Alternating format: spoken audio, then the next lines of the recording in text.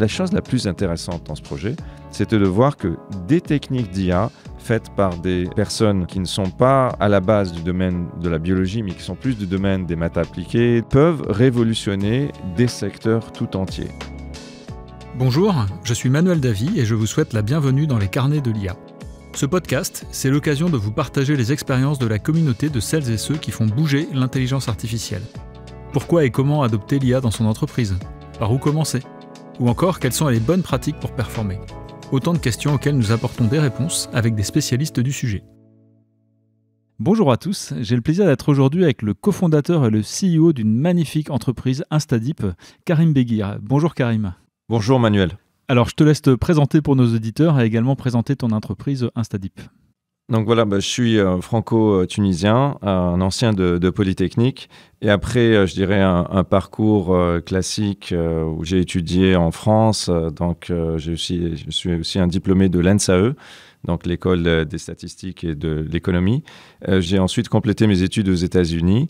Et après une carrière relativement classique, j'ai décidé de tout abandonner pour suivre ma passion, qui est les maths et l'IA. Et du coup, j'ai cofondé Instadeep en tant que bootstrap, littéralement avec 2 ordinateurs et sans aucun moyen en 2014 en Afrique. Aujourd'hui, Instadeep, c'est un leader mondial dans l'IA. Nous avons 350 collaborateurs. Paris est notre plus grand bureau et nous sommes présents dans une dizaine de pays dans le monde. Et nous sommes très passionnés par l'innovation, mais aussi l'impact en termes de la diffusion de l'IA dans les grandes entreprises. C'est un parcours vraiment impressionnant et je dirais que ce qui est encore plus impressionnant, c'est vraiment les réalisations techniques et technologiques que vous avez réussi à faire en donnant la preuve que l'IA et le reinforcement learning, qui est une technologie d'IA, sont vraiment extrêmement puissantes. D'ailleurs, en amont de notre échange, tu m'avais parlé de 2 cas d'usage. Je te laisse les introduire peut-être auprès de nos auditeurs. Oui, absolument. Donc déjà, dès le départ à Instadeep, on a une vraie passion pour l'IA, une vraie passion pour l'innovation et la recherche. Donc, on était parti dès le début sur le concept qu'on allait publier des papiers de recherche. Ce qui, quand on est cofondateur, PDG d'une start-up, n'est pas forcément la plus grande priorité. Vous devez convaincre des clients, convaincre les employés, créer du momentum. Donc, ce n'est pas nécessairement la chose la plus facile du monde que de se dire on va vraiment se focaliser et faire de la recherche de pointe. Mais comme c'était une passion pour moi et tout ce qui est réseau de neurones, en fait, c'était des choses sur lesquelles j'avais travaillé à Polytechnique ainsi qu'aux États-Unis au Courant Institute of Mathematical Sciences où j'ai étudié. C'était à Noyau, en fait, c'est la même université et département où Yann Lequin donne des cours, en fait. Donc, c'était toujours un petit peu mon dada. Et du coup, dès le départ, on a commencé à vouloir innover en IA, mais surtout, Manuel, avec une approche qui est très focalisé sur l'impact. Donc moi, ce qui me passionne, c'est vraiment le côté appliqué des maths. Donc vraiment maths app, mais dans les 2 sens du terme, faire des choses innovantes, mais surtout qu'elles aient un impact. Et donc, un moment en particulier qui avait été important, j'étais à NeurIPS 2017 quand David Silver avait annoncé AlphaZero. Et donc, c'était révolutionnaire, ça l'est toujours d'ailleurs, cette notion qu'avec des réseaux de neurones, avec de l'apprentissage par renforcement, on puisse finalement devenir le meilleur joueur d'échecs de tous les temps en quelques heures, devenir le meilleur joueur de Go de tous les temps. Mais quand j'avais vu ça, en fait, ça m'avait donné l'idée que peut-être qu'il y avait des choses à faire d'un point de vue impact en recherche opérationnelle, en optimisation combinatoire. Et donc, on était parti sur cette idée de modifier cet algorithme, de le refaire un petit peu à notre sauce pour en faire un outil, une plateforme qui aide les sociétés à résoudre des problèmes d'optimisation complexes. Donc, quand vous pensez, par exemple, ça c'est du travail qu'on a fait avec la SNCF allemande, au routage de trains sur un grand pays comme l'Allemagne, on parle de dizaines et dizaines de milliers de trains par jour, un réseau ferroviaire qui dépasse les 30 000 km. C'est un problème d'une complexité inouïe et nous avons démontré à travers la collaboration que nous avons fait avec nos partenaires à Deutsche Bahn qu'il était possible d'apprendre à un système d'IA à résoudre ce type de problème complexe. Donc ça, c'est un exemple parmi d'autres de ce que nous avons fait. Alors c'est un exemple effectivement extraordinairement complexe, comme tu viens de le préciser.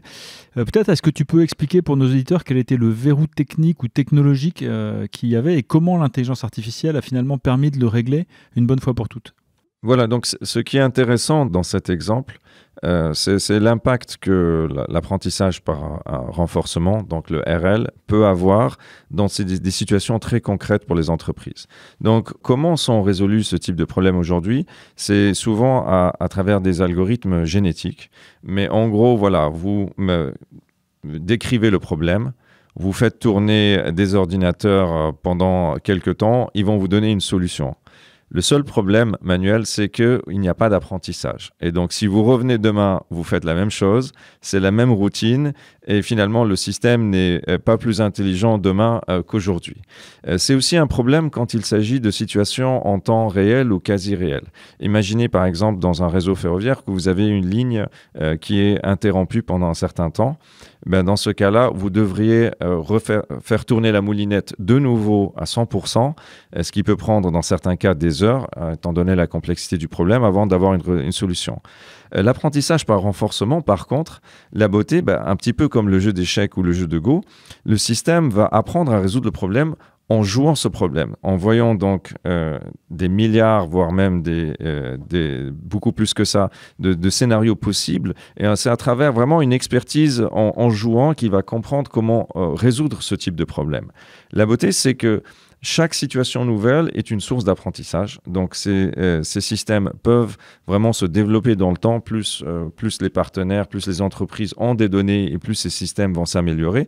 Mais surtout, si vous êtes dans une situation où vous devez avoir une réponse en quelques minutes, quelques secondes ou quelques minutes, c'est possible. Parce qu'avec un appel par inférence pure, peut-être un petit peu de planning très rapide comme dans AlphaZero, mais en gros, en quelques minutes, vous pouvez avoir une très bonne solution parce que le système a intégré, à digérer cette complexité et donc peut très rapidement répondre à un challenge qui n'était pas prévu. Il est devenu plus intelligent. Et donc, merci beaucoup pour ces explications et ça nous amène à notre première question. Vous avez un message.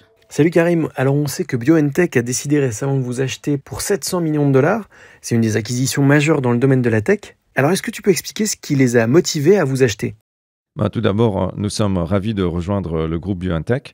BioNTech est notre partenaire depuis 4 ans maintenant. Donc, nous avons commencé à travailler ensemble fin 2019 et nous avons développé une collaboration scientifique active sur plusieurs sujets. Et c'est au fur et à mesure que nous nous sommes rendus compte que nous partagions la même passion pour la recherche, l'innovation, l'impact et quelque part qu'il y avait énormément de choses à faire à l'intersection de l'intelligence artificielle et de la biologie. Et je dirais aussi, BioNTech était un de nos meilleurs partenaires. Maintenant, c'est le propriétaire d'Instadeep. Mais c'est aussi la preuve qu'à Instadeep, on a vraiment cette passion d'apporter de la valeur pour nos clients, pour les entreprises avec lesquelles nous lançons des collaborations.